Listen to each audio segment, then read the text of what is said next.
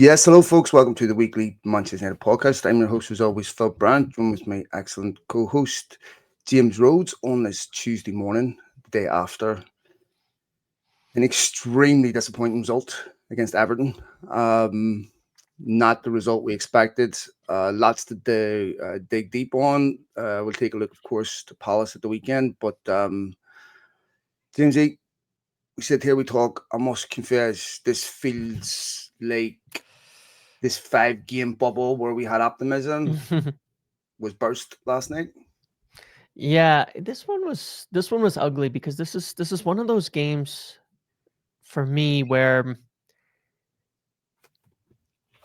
I have to sit and wonder, kind of like Grimsby, when are we going to be Mm. past this? Are we ever going to be past this? You know, these performances where you look at it and you go from kickoff, just a distinct, to me, lack of professionalism from the players that are on the pitch, from everybody involved, really.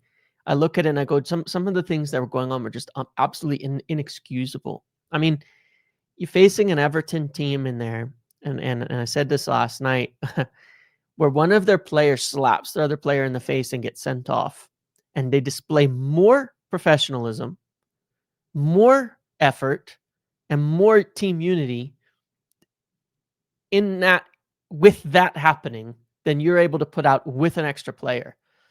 It was unbelievable to me. It's one of those where you go, like, no matter what we talk about in terms of player quality, in terms of this, we can talk about tactics, we can talk about players, we can talk about all of that.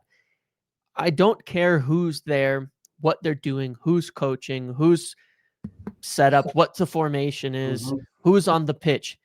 What we saw will undermine any of it at any point in time. When are we moving? How does it happen? How does it happen? And why is it? I don't know. I don't have it leaves me just baffled, like that Yeah, that can still happen after all this time.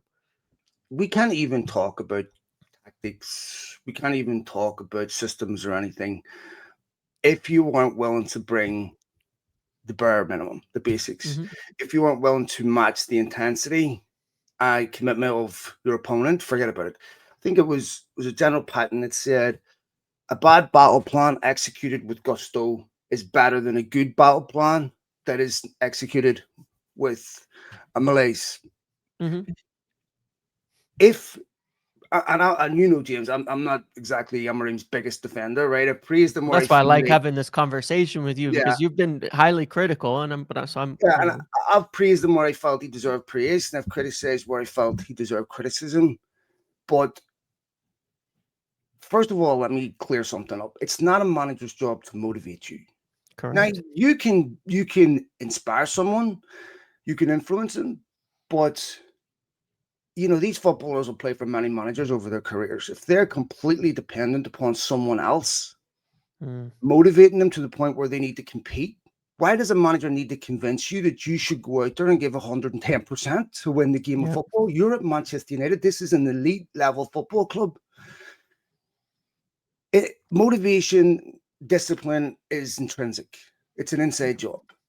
No one can do that for you. The biggest reason why players don't make it at the highest level is because they don't have the ability to be consistent in their lives, not talent. So Yeah. this is something you have to bring to the table. Ruben Amorim, you know, I looked at United. I was talking to my son yesterday when I was watching that game, and I said, I don't like how United have started this game. This looks a lot like the Hmm. United that I saw before we saw the improvement. All Yep. the old bad habits have creeped in, and we've seen that performance, James, a million times pre-Amorim. Right, Yeah. that's a Manchester United performance that we saw. I remember when United played Copenhagen at home at Old Trafford in the Champions League, a game they needed to win, and how pedestrian they were. There was Mm, the only reason why Everton won that game yesterday is because they wanted to win it more.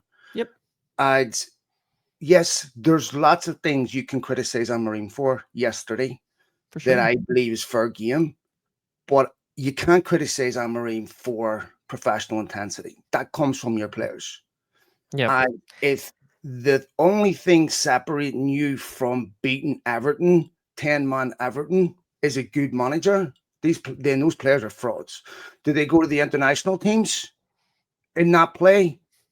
And are not motivated because maybe they don't like that manager. And who motivates Amorim? So who should we go after that guy?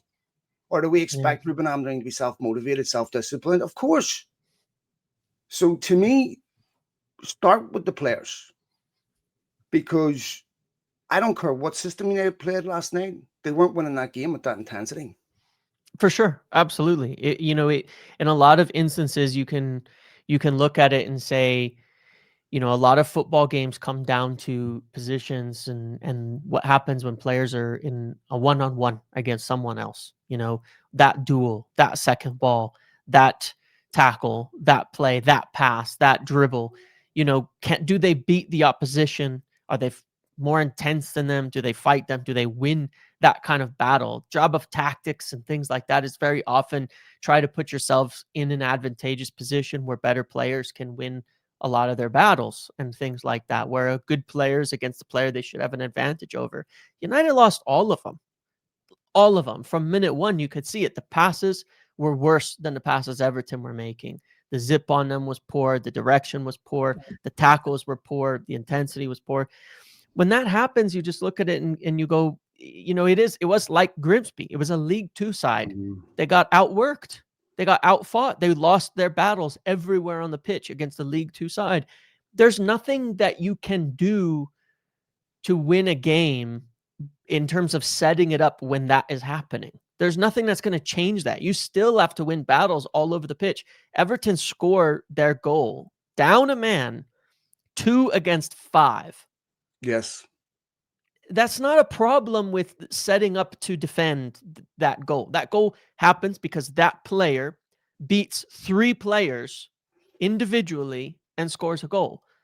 United had plenty of opportunities up a man where players are in positions where they have to beat one guy. Then they don't do it. And they didn't do it all night. And when that happens, there's practically nothing you can do. And that's one of those games where it's like, yeah, you start Well, there and you go, it's just the it's way they just started the frustrating. game, the way they Yeah. started the game, it felt like you know someone with their New Year's resolution. First 4 weeks they're amazing at the gym, and then boom, revert back to type, where you can't trust that there's meaningful substantive change, where that performance is no longer possible. Yeah. You have to get that out of your identity. You have to make sure that that performance would not be possible if you're Arsenal or other teams, because their floor, their curve is much flatter. Mm. That can't be possible. And Right. you look at that game, Everton after 10 minutes lose their right back, James Coleman. Then they get a player sent off. And in many ways, James, the sending off made United even more lethargic and Yeah. pedestrian, because you could see they were like, oh, this is going to be easy. We're going to have the socks down, rolling, knocking wee balls about. And it's the same boring shit. Switch play left or right, down the wing, hope somebody gets across in. And you're left in the hope that Ahmad can create something out of nothing. Bruno Fernandes can hit a wonder strike, or they make a mistake, because you're not getting anything as an emergent property of their play that Yeah. can only happen as a result of the chemistry you get from playing together. That you can see something that, as I've said before, particularly nascent from the setup. Um, so to me, I'm not here to defend Ruben Amorim, James. I'm just saying that there's blame. Significant blame lies with players. Now, Amorim said some things after that game which were concerning to me.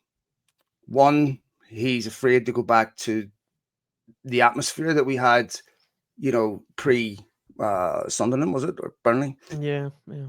Um, I don't think he should be saying that, right? Because I think that I would like to believe that the progress United have made has been, substantial and Mm. real, and therefore they can't go back to that.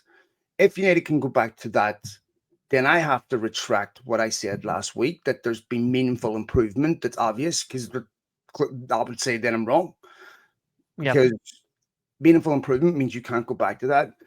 Um, and then when I look at what he did, James, there's certain moments that stand out in United's recent history, contemporary history, and the Watford game, the Besiktas game, right? These Yeah. other. I think this is going to be a moment where we're never going to forget the time that Ruben Amorim played three at the back against a 10-man Everton with one player up front. If you want to negate your man advantage, that's how you do it. But what was the answer? Because, I don't disagree with that as well. But I look at, at halftime, he brought on his only attacking substitute on the bench, which was Mason Mount. Well, it's Shea Lacey too. Or what's that? It's Shea Lacey on the bench too. I hear that. And I look at that and I go, all right, I mean, maybe that's an option, but are we saying we're sure that he's ready, that he should put him on whether he's ready Well, or I mean, not? You know what I mean? if I he's guess not what I'm ready, saying is you're he talking shouldn't be on the about saying bench. that. Well, that's fair. That's fair. I guess I'm still looking at that and saying, we're asking for. We've been in this position so many times. Pep Guardiola is never being asked to substitute a player for his debut ever in a Oh, team to 100% play there, yeah. against 10 men. Arteta's not being asked to substitute a player who's playing his debut against 10 men, as the only solution to an attack, to solve the Yeah, game, but to sure. fix it. You know That's what a I mean? different Like, point, though, is it not? Like, yeah. yeah, I mean, we're not expecting Amorim to be 6 points ahead of the league, Yeah. like Arteta is, and I completely agree with you. But Yeah. surely, how do you know if a young player's ready? Mm. You really don't know, right? I mean, there's certain Yeah. markers and Yeah. indicators, but I think about Makeda against Villa. I think about so many times where United threw on a young player. I think if he had thrown on Shea Lacey, the one player that wouldn't have been criticised at the end of the game would have been him. Yeah. Yeah. Yeah. Um, but you have an opportunity. Like, I don't know. I think to me, given how toothless United were up front, I would have done. I think that if Ruben Amorim wanted to change the narrative at the end of that game yesterday, one of the ways to do it was putting in Shea Lacey. If Shea Lacey came in, had a decent 25 minutes, didn't score, a lot of our conversation today would be about Amorim's bravery and Shea Lacey. I think that's fair. I mean, I think what you're saying is fair. Yeah. Do you feel he'd rather lose with his system than win and change it? I mean, I think that to a degree, a part of it is we went up a man and still conceded with how poor they were defending, and I think that was probably a big part of the concern in taking off more defenders. Because he took off another player there. He took off Casemiro for Mainu, so you end up in a position where you had. I get the three center backs thing, No threat, James. but at the end of it, it was still only four defenders on the pitch, which is not, because the midfield you took out your number six. You have a winger at one side, so you have Dallo and three center backs. I mean, that's not particularly different in my eyes than how most teams will play.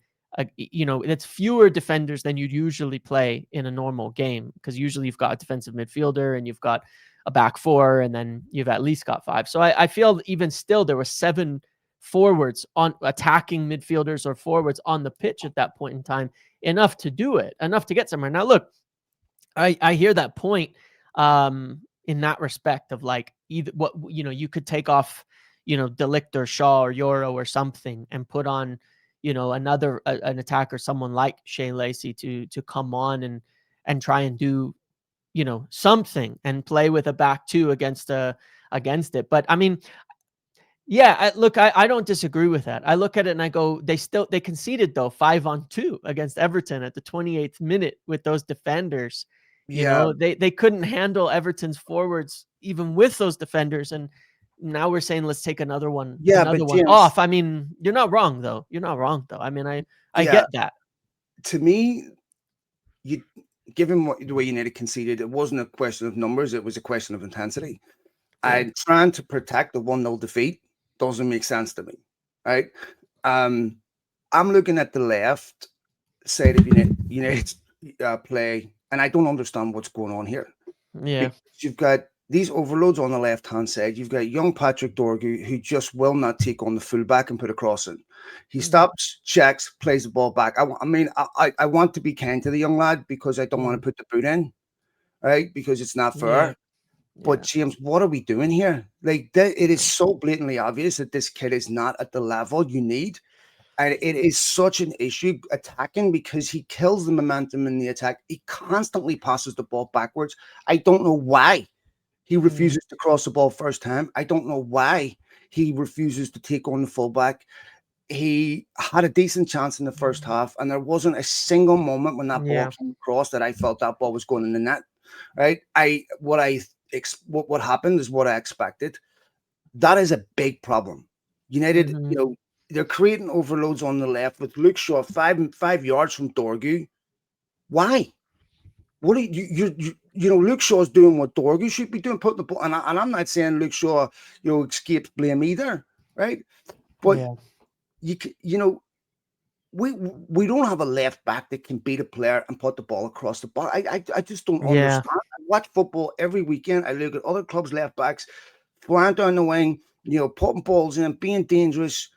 And this kid, I mean, he doesn't even look. I want to be maybe I don't want to go overboard, right? Yeah. He just doesn't look ready. James, now that's a player that to me, Yeah. if he was at City, if he was at Arsenal, what have you, or Liverpool, he'd be replaced already. That you know, Patrick Dorgu is not at the quality needed need on the left. Now, there's other issues. They Yep. mean losing a striker. Xerxy was the sixth deepest player in United's team last night. Right now, that just Mhm. can't happen, James. Yeah. Xerxy doesn't have the instinct of a striker to me, and United just aren't good enough. I revert back to your point. Once you two or three players out of United, it's a pretty average team. Yeah. Well, if you look at yesterday's team, you have one different outfield player than the team that finished 15th. That's the Mm. truth. That's it. So we can't be totally surprised that it's looks similar to what we saw last season. Mbumo's the only player and didn't have his best game, but he's had a lot of good games. He was the only player that was different to last year's team on the pitch last night. That was it. Besides Lamens and goal. And you're against 10 men. So Lamens was frankly inconsequential for 90% of that game. Yeah, this is what I'm saying, James. Right. So when 1-0, Everton have a low block. When you're defending, you're constantly reacting to what the attacking team does. That's all you're Yeah. doing. So the attacking team should have the advantage. You need to seize the initiative and make them play your game. There's no reason. I saw so many times last night where United would pick up the ball and there's 6, 7 players behind the ball. Why? Yeah. If you don't trust your team to not concede again against a 10-man Everton, I have concerns. Ruben Amorim is a year into this job. And we all remember, I think it was after the Ipswich game, where he said, if we don't change now, a year from now, we're going to be in exactly the same position. Right? Well, you could Yeah. argue we're in a worse position, or maybe you could argue we're in a better position. I don't know. But I don't think anyone expected a year from then we'd be here. And I only need scraps off Amorim to get behind him. Like I want him to be successful. I don't care who the manager is. I want him to be Mm, successful. But last night was very concerning, James, because yeah. there's a lot of blame to go around. Players too deserve responsibility. But what have we gained over the last year? Yeah, I mean, look, I don't disagree with that at all, and I'm concerned, and and I think that my argument for the most part is not at all actually that I'm certain Amorim's going to be successful or something like that. I just look at it and I go, I think we're doing the right things in terms of building the team, getting in the players, the players we got this summer, I Mhm. think have ultimately been successful. I think Yep. you see last night a huge example of just how much we miss them when they're not there, how Mhm. bad the fall off is from Sheshko down. How bad the fall off is. We miss, Cunha hasn't scored a ton of goals, but I think last night we saw as well again what we miss You when miss he's his not on leadership. the Yeah. pitch. His leadership, his intensity, his aggression, Mhm. These things are massively lacking when players like that are not on the pitch, massively lacking. And so I look at it and I go, to me, it's like job's not finished. My biggest concern with clamor to change the managers and things like that at this point in time is like, if you sack Amorim today, 3 points off of top four, forget whether, it's the league is Or pretty, Ten Hag was. yeah. If you sack him today, right, after everything that's happened, what do you tell the next manager? You're saying, once again, short-term results are the priority. You don't get results immediately, we're going to fall off. And you're saying we don't need to keep rebuilding the team. He has a goal, which is to get into Europe this year. I strongly believe that should we not see a marked improvement as we go on through the season, not to say there won't be ups and downs, but we did just come off a 5-game stretch. Now we've had a really bad game, right? A really bad game in there, right? 3 wins, 2 draws, now a really bad game. Mm-hmm. It's how the next 5 go Yeah. after this that matter a lot. We need to see improvement in these games, because progress is going to be like this and it's going to have its dips. Do you get back up after the dips? Do they go back up Mm-hmm. towards the right direction? Do you go over the next 5 games and win more? If Amorim doesn't get Europe, he's not. We talked about his contract in the last podcast. If Amorim doesn't get us into a European position like the goal was to get, he won't be here. And so in that respect, I'm like, cool, we'll see it out. We know that there's a lot more to do in terms of turning over the squad, because, like I said, one player last night in that outfield 10 different to last season. So it's like we can't be totally shocked. We put the same team, same players, same ideas out, and we get similar results to what we've seen before. There's a lot that needs to change still. Will we be better when Šeško and Cunha are in? Yeah, of course. Better players when they come back, we will be better. When, more players arrive and we add midfield players to the team, when we add players with intensity, when we add players who have the legs and the energy to compete, I think it'll help. I have a massive concern over this thing. We spoke about like Casemiro and Bruno in the last one. I was saying, I know there's, this talk of Casemiro's revival and these kinds of things.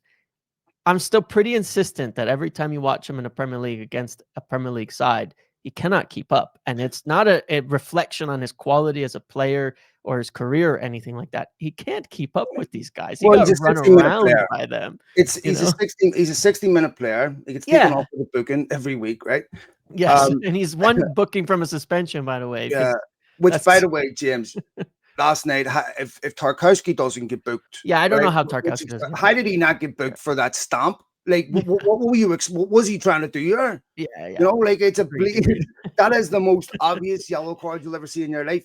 But so Casemiro, I think, was unfairly booked if we're using the Tarkowski standard.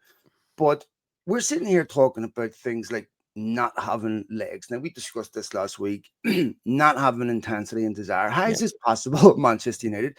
This is something that if you're asking me as an outside company to evaluate a business and I see unmotivated employees, I'm going to that business and saying there's something fundamentally wrong with your business where employees are not motivated to achieve certain goals. That to me, there has to be a consequence to that.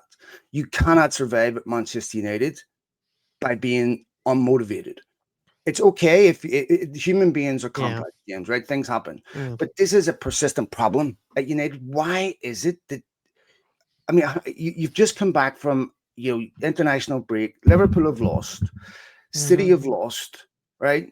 You're going into a game against Everton. You couldn't possibly have asked for, a greater gift with down to 10 men, and you can't get yourself up to win a game. I don't understand that. And, I look at that and I go, same with the Grimsby thing. This is, to me, the least culpable Amorim has been, because if you can't get if you can't get yourself professionally motivated to beat the likes of Grimsby, that's not Amorim's fault. I said this last night, James. If I've got a boxer and I'm in the corner and I set up a game plan, fight, and that boxer goes out there and doesn't give 100%, my game plan isn't going to matter. And he gets knocked out. Is it the corner man's fault? No, Right. it's Yeah. the athlete. You have to bring these intangibles to the game, and then those other things make a difference. Yeah. I agree with that. I agree. And it is amazing that those things are still missing. And I mean, it's like when we were talking about Grimsby, I was like, I feel a little hopeless because I was like, what's the answer? And I said, I don't know. Maybe the answer is we just keep going until the whole squad's turned over and there's nothing remaining from before, from this fishbowl we've talked about in the past.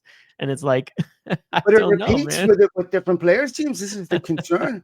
You know, Yeah. I'm worried about when Ahmad goes, when Mbumo goes. Like, Because Ahmad, despite was still one of our most, I thought he was trying yeah, he's the more only. than a lot of Yeah, others in that half. He didn't have his best game, but I still felt he was one of the few players that in the first half he was trying to do something and make something out of nothing, where I didn't see with a lot of others. Like I didn't see the level drop off from Ahmad where I was like, did you decide to play or not today? Like you're talking about the intangibles and focus. I thought Ahmad put that in. I think he does more than most. And I think I did, again, him and Mboum, I don't think had their best games, but I thought they both showed that. I'm really worried when they're gone because, like we were saying, we see when Cunha's out, the aggression we lose when he's not there is huge. Mentality wise, it's going to be. I'm very, very worried so mentally. This team without Ahmad and Mbumo, very, is very that worried. not another reason why you play Shea Lacey last night and give him some time? Because Maybe look, you're right. in Maybe you're right. Xerxes' defense, James, he's hardly kicked the ball all season. Yeah, I'm yeah, not expecting that guy to stew up and play like he's been playing with match rhythm true, and fitness and true. sharpness. This is what you should expect from a player that's barely played. So now when Mbumo goes, Namad goes, we're going to throw in an 18-year-old because this, like Amorim said, this is what the academy is for. Okay, then Yeah, to me, I think it's unfair. What are we going to do when Mbumo and Ahmad goes, two of the United's most important players, and then you're going to throw in a kid? Because what else are we going to do? Like that's yeah, really, really concerning. And to me, this is where I sometimes, if you're someone that understands Manchester United in a much more mm, granular way, yep, maybe you understand the history and you understand the nuance of the media and the fans. To me, a manager brings on Shea Lacey last night because in my head, I'm going, look, couple of things here. One, if this kid comes on and plays well and scores, even if we draw, the whole discussion is going to be about him. If this kid comes on and plays well and we mm, lose, we leave this game with a huge positive. If he comes on and doesn't play well, he'll be the one player that no one criticizes. But at sure, least I can turn around at the end of this and say, I understand Manchester United. This is what we do. We play young players, but to not play them at all, I'm looking at that going, I don't understand that. Like, you know, you're bringing on Dallo, James. yeah, I'm losing the game 1-0. I don't want to see Diogo Dallo come on the pitch, right? yep, I want to see an attacking player come on the pitch that forces Everton to respond to that and sit even deeper. But if United didn't have much of a threat either, so Everton were mm, easily defending. I just don't understand that mentality, and to me, that's Pep Guardiola has a bit of that at City, where he doesn't really yeah. want to play young players, but Everton had more United Academy players on the pitch than United did. I'm not saying Amorim has to do that, but that was a big problem last night.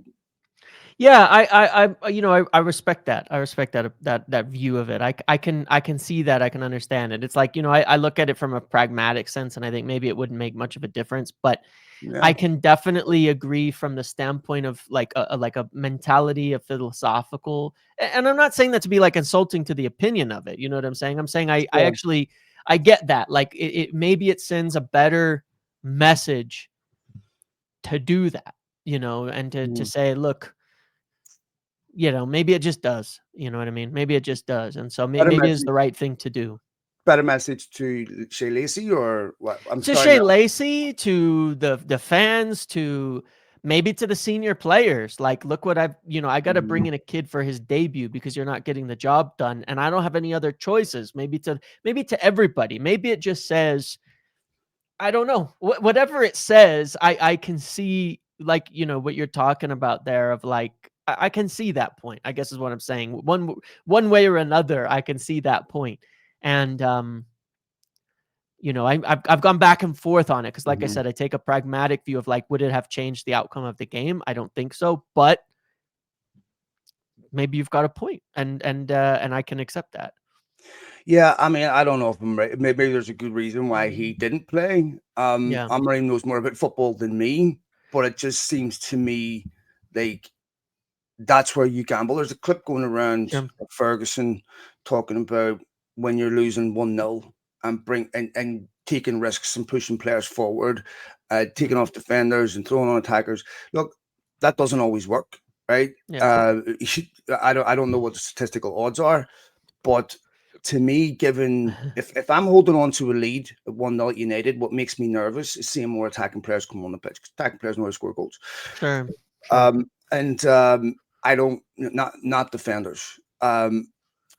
So anyway, this is another issue for Amorim where I do actually empathize with him because United are at the early stages, James, of Yep, a complete squad rebuild, and they just don't have the depth.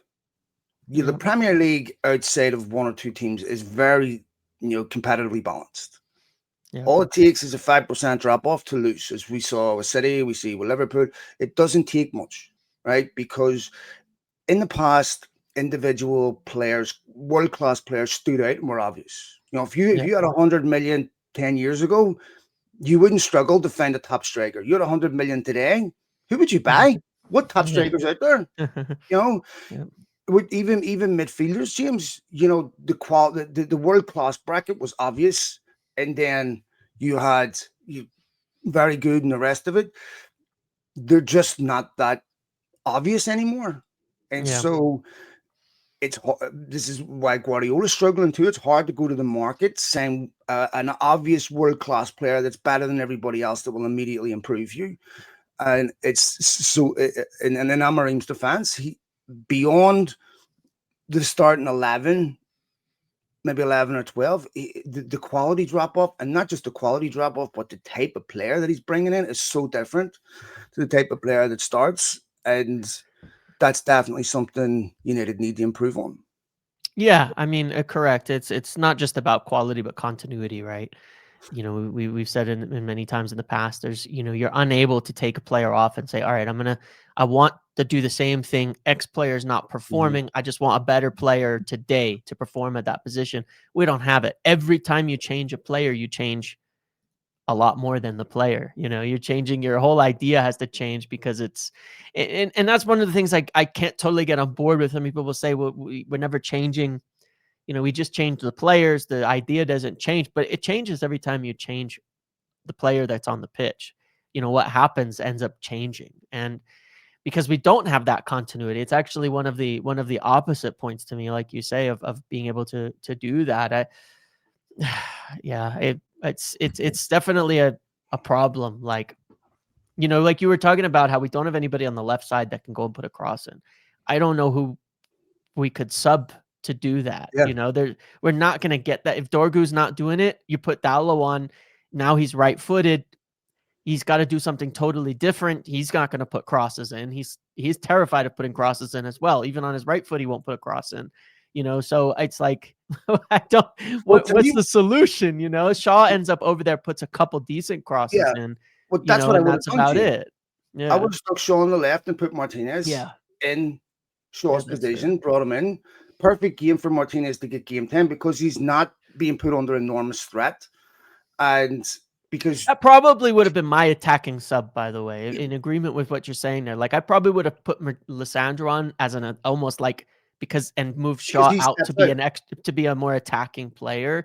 Like, even aside from Shea Lacey, that is probably, again, if Lissandro is actually fit enough to play. I mean, I'm not 100% certain that he's actually fit enough to play without risk, and that it wasn't just about having him on the bench and when we have the space to put him on the bench for that game. Maybe I'm wrong in that, but I think that even logically makes a lot of sense to me, that would have been like an attacking form of substitution. If you're not fit enough to play, there's a seat for you, but it's behind the bench. It's in the Yeah. stadium, Yeah. right? If you're on the bench, and you're not an actual live option, what are you doing at the biggest football club in the world, putting people on the bench just to fill it out? Yeah. That's Like fair.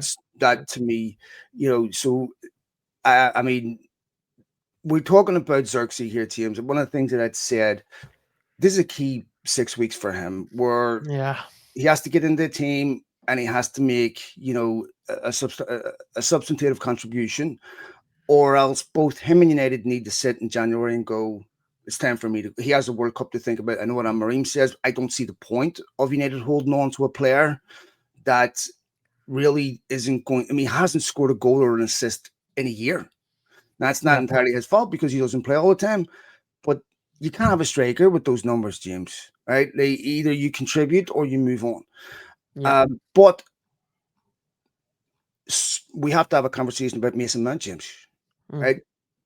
Because when do you want to see Mason Mount in a game? I don't want to see him in a game when United have no forward. I don't Yeah, feel any fair. Yeah. threat. Like, when do I want? When am I confident Mason Mount's going to make a difference in a game? Almost never. What a manager's dream, managers like him. But if his name wasn't Mason Mount, let's say it was someone else, and we were judging him on his performances in What the he's last done, yeah. few years. Yeah. What are we talking here? Yeah, I mean, I think that Mason Mount has helped us in games in terms of getting control. If I was to have one change to like the starting 11, I would have started him and put Ahmad out wide, just given the options that we had instead of moving Ahmad up to there. But yeah, I mean, it's another thing where look, it's tough because I look at it and I go, there's still a lot of players I look at and I go, well, as much as I want to jump on a manager for making mistakes, which I think he's made in this, I still look at him and I go, what do you do here? Kobe Mainu played 40 minutes. I don't remember anything he did the whole 40 minutes. It's the same as Mason Mount played a he's whole never half. played. I don't remember anything he did. And Yeah. Mason Mount's played a lot more than those two for what it's worth. So I look at Mason Mount and I'm like, you want to do something with this game. You know what I mean? Like, where were you? Because there's a lot of players, and I'm not picking on Mainu, by the way, because I agree with you on Xerxy, like different situation, not playing a lot. They come in, it's harder to make an impact. Mount's been playing a fair bit this season. He's had a lot of starts, but there's so many players in that game. I don't remember anything they did of consequence the entire game. I remember Ahmad trying a lot to do things to beat a man, even if Jack Grealish was defending him very well, which he was. But I don't remember a lot from a lot of these players doing anything the whole game. Like, I can't remember a single moment that Mason Mount played in that Well, game. And I this is feel that has happened quite a few times, even though I think he's been better this year. James. This is the point. At 1-0 down with 10 men, a good team wins that game against Everton. Yes, of Right? course. I mean, there's no way Arsenal lose that game. There's no way. I mean, City would lose that game, and then City are nowhere near the levels they were. They would have Yep. found a way to win that game because they'd have had players that would have grabbed that game by the scruff and made something happen. I felt that Bruno Fernandes Bruno Fernandes is reduced to hitting shots from 25, 30 yards, right? Because there's nothing in front of him. I'm watching Big Xerxy last night and how static his movement is. I mean, Bruno Fernandes is lifting his head, United's midfield is lifting his head, and you've got the big lad standing there, like a scarecrow. And you're forced to go wide. There's no movement in behind. There's no dragging defenders out. There's just nothing there.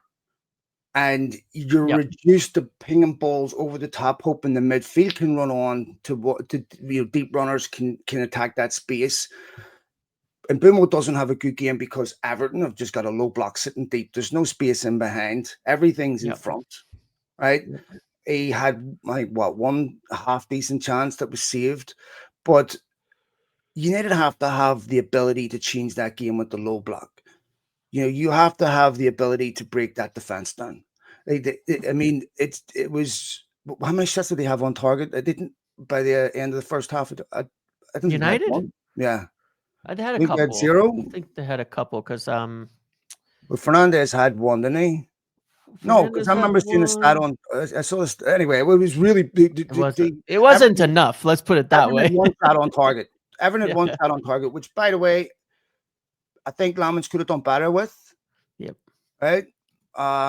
but okay, it's not a hang in the fence to There make. was 2 shots on target in the first half for what it's worth for United and 4 in the second half, I think. Does that include? I think does that include the slap? All I know is it says Pickford made 2 saves in the first half. Well, but I'm trying to fair find a enough. shot on target one, but yeah. No, yeah, 2 shots on target first Right. half, So, second half 4. They took 25 as a total in the game, by the way, to get 6 shots on target, which is pretty bad as well. yeah. Well, look, it was a terrible performance. Yep. That is something that we'll see about what happens against Palace this weekend. It should provoke a reaction, embarrassment, but James, it should also result in players asking, why is this happening? Like, Yeah. I don't want to hear we'll go again. We go again, we'll put it right. Not the result we want. I fucking hate that shit. I hate that, ad nauseum. Not the result we wanted. We need to take a look at ourselves. How long are you going to take a look at yourselves, lads? At some point, are you going to change or what? I Because, want to see consequences, man. Like that's it's one thing that frustrates me is I really do want to see consequences. but James, I do too. But what I'm trying to understand is why is it there are certain players that get to play consistently, Mhm. whose performances and levels are nowhere near Yep. the levels they need. But there are other players who are not getting a look in and who have been playing significantly better and who are held to a different standard. Why? Yeah. I agree with that. I agree with that. It's one of my biggest complaints I've had all of the season. Like I think that's like I'll give you an example, okay, of something where I and it I'll give you an example of one where I disagree on this front. Like we got these public comments from Ruben about Ugarte's training recently. Yeah. I don't think Ugarte's been good, but I can't tell you that I agree for 1 second that I've ever seen him put in the effort levels I saw from a bunch of players last night. I cannot say that I've ever seen Mm. him look like that. Even if he's not been good, even whatever you want to call about it, I've never seen Ugarte play with that low level of intensity, intention, and desire that I saw from a lot of people.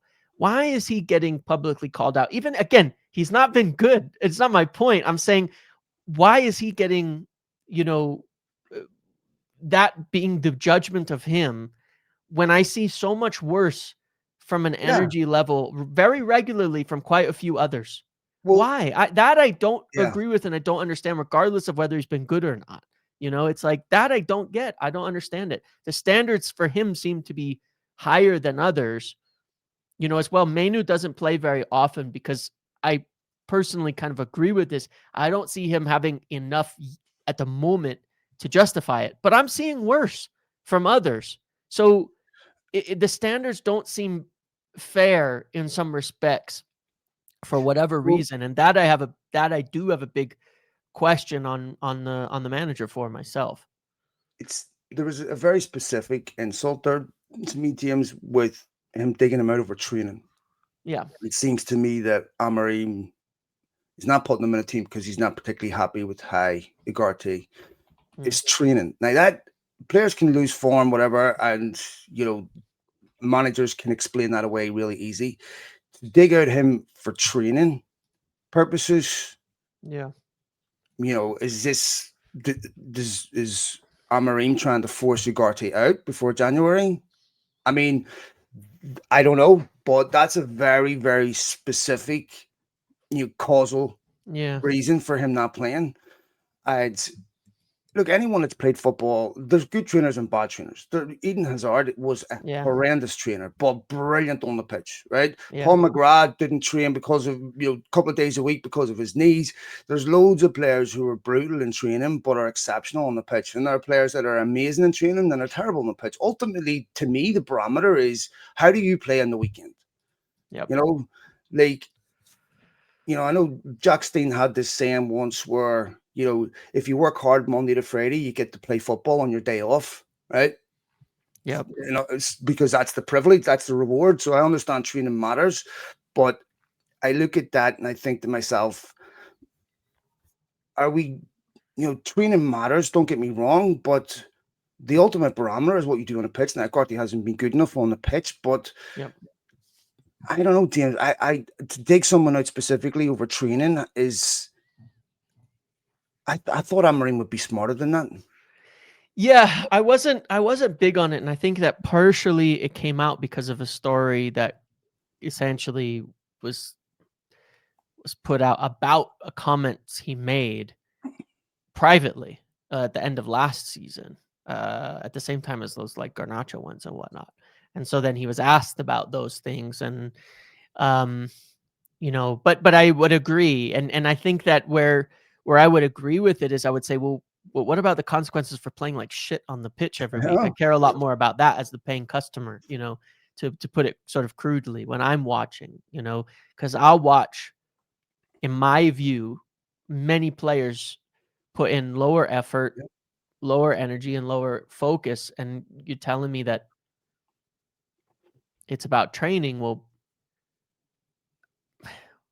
you don't win points in training. You don't entertain the fans in training. You don't, that I understand that managers have to make decisions, and a lot of them do based on training and things like that regularly.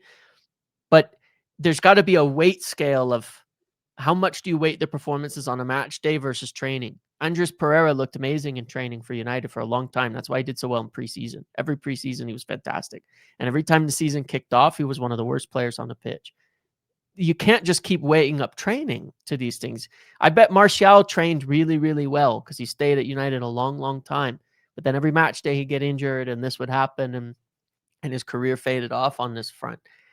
Uh, uh, there's players who train extremely well and play extremely well. The really, really, the greats, I'm sure, are great at both. But Yes.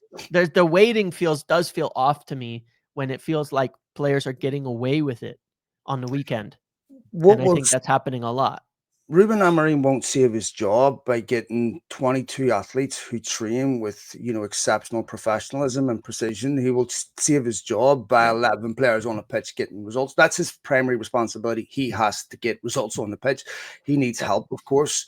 I think that it would. I know United don't have games, James, but that squad needs improving in January. Like United Yeah. cannot let It that has window go to. by. There's talks, obviously, about Joao Gomes. Yep. Do you know anything about that, my friend? Yeah. Well, the last thing that I'd heard was during the international break was certainly, I mean, Joao Gomes is somebody I do know for sure United have actually been scouting for quite a long time, even as far back as Brazil. And including considered making a move for him on a couple occasions in the Premier League. He's obviously there at Wolves. He signed a new deal around the same time as Cunha. It's quite possible there's some relegation clauses and things like that in there, as there were with Cunha as well. Wolves in a really bad situation at the moment. Players definitely interested in the move. I do believe United have had discussions with his representatives, not necessarily club yet. I think it's being played up maybe a little more than it is at the moment, in that there aren't these club to club talks over a deal. But at the same time, a lot of transfers happen with very little club to club discussions for the most part. A lot of it's done between the club and the agent and the representatives. So that's not particularly surprising. I think it's viewed as a potential opportunity in January for a Premier League player that can come in, has a lot of energy, very physical. He's young. He's got a good future, and someone that could make a difference. I'm not sure yet whether it'll happen, but I think it has to. I think it's the type of signing they really, they can't get their major guys. We know, like we've seen well reported, Anderson, Baleba, Wharton, these guys that are like big targets, not obtainable in January. It's not going to happen for anybody. This is to me, one of those players that's an opportunity. You don't always get these in January to look at and say, somebody from the Premier League doesn't need the adaptation period that could make a difference. That could really help in an area where United are really thin. It could mean the exit for somebody else, but I think it would be a big improvement for the team as a whole. I put out a poll on my Twitter yesterday asking who would you prefer if there was a choice between Baleba and Elliot Anderson. I expected Anderson would win that, but not as emphatically. It seems like if you ask him, yeah, that's obviously it's not exactly representative of United's fan base. It's just a representative of a few people. But Yeah. I would, like both of them. I don't think both of them will happen, but Elliot Anderson has looked really, really impressive for Forest in this season. Where young Baleba has had the opposite trajectory. Now that could completely change over the next 6 months. But I don't know if Baleba's form this season causes United to reconsider. Uh, it Yeah. would certainly, I think, it would affect his price. But it was surprising how emphatically Elliot Anderson won that poll. Yeah. Yeah. I think he's played really well recently. So in that respect, Um, it's understandable. yeah. So, all right, mate. So, quick look ahead to Palace, system v system, and then we split. Yep. Um, what do you expect this weekend? I think it'll be a tough game, but obviously I do expect United will react, show up a bit differently. Um, I am a little bit concerned about it, but I am a bit concerned about it. Away at Palace, it's a difficult one. We get battered teams away at Palace, I would really worry for Amorim because it would be very difficult to defend them after that. But Yep. hopefully, we see a United that responds and need to get the win. All right, mate, we'll leave it there. I know we have to run. Sounds Thanks to good. all of you for all your downloads, likes, retweets. Much appreciated. I hope you're all well physically, mentally. Much love to you, mate. All the best, TMG. See ya. Cheers, pal.